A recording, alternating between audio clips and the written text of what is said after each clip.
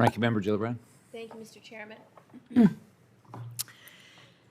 In this series of hearings, we've heard about a variety of incentives to help support domestic manufacturing, such as targeted grants, low-interest loans, tax incentives. From your company's perspective, what is the most impactful economic incentive that would determine how you choose to invest and operate in the U.S.?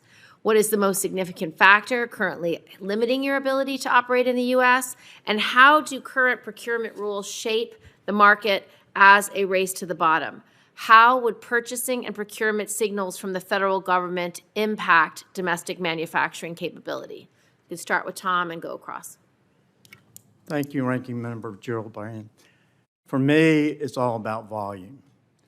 Keep in mind that one dose at the factory that we work in costs $0.015. So we have to add volume, not price. Price is secondary, but it's really to maximize the capacity of our plant. So we have to operate 24/7. Today, we have the capability of producing 1.8 billion doses annually. And what right now we're doing is a billion. And because the distributors are focused just on price. So there needs to be a little bit of a break there. And in my mind, and I'm not an economist, but in my mind, if we had a system very similar to sugar, for example, because we cannot produce today all the domestic demand.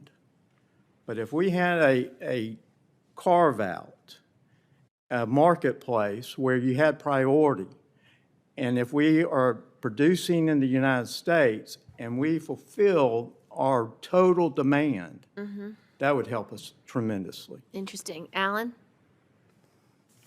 Thank you, Senator. I mentioned that we have a couple of dozen generic drugs in development for our facility.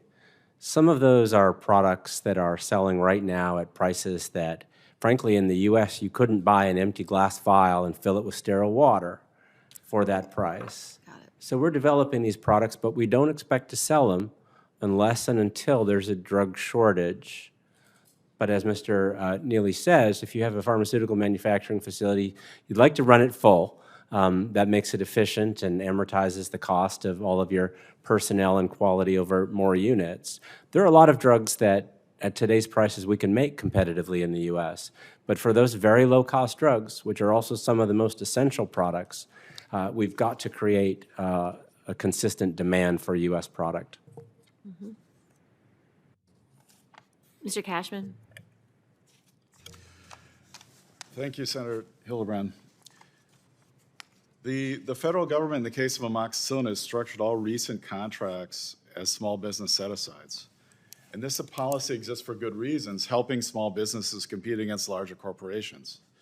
But when applied to critical medicines with severe supply chain vulnerabilities, it produces negative consequences. Got it. For industry, taxpayers, and patients. U.S. Incentivizing would have closed permanently without Jackson Healthcare's rescue from bankruptcy in 2021. No one else stepped up. No private equity firm saw a profitable opportunity. No pharmaceutical company wanted to enter a low-margin generic antibiotics market.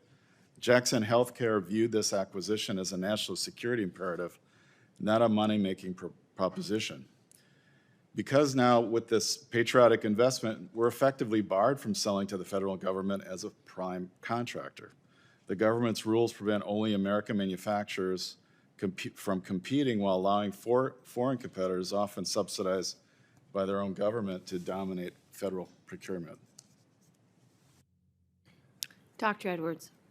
Thank you, Ranking Member Gillibrand, for this question. First and foremost, you all may have seen today the U.S.-China and Economic Security Review Commission finally released their annual report calling for exactly what Senator Johnson spoke to, relating to urging the disclosure of country of origin for all APIs and key starting materials. And I think that is really, really important from a policy perspective. But the central obstacle in restoring the reliability of our pharmaceutical supply chain is not a lack of data here. It's actually a lack of aligned incentives. The market will not shift back to the United States if the buyers of essential medicines, including hospitals, clinics, wholesaler intermediates, GPOs, remain structurally rewarded for choosing the lowest immediate cost, even when those savings come at the expense of long-term security and patient safety. Candidly, information about quality sourcing and supply chain fragility is important. It's critical, but it's little more than a warning label if purchasers are neither financially supported nor contractually required to act on those labels. To change outcomes, federal entities should adopt procurement policies that value supply chain reliability, quality. Strategic investment in domestic sourcing helps save lives by strengthening national health security, reducing drug shortages, and mitigating the potential future for the wide disruptions they can cause. Thank you, Mr. Chairman.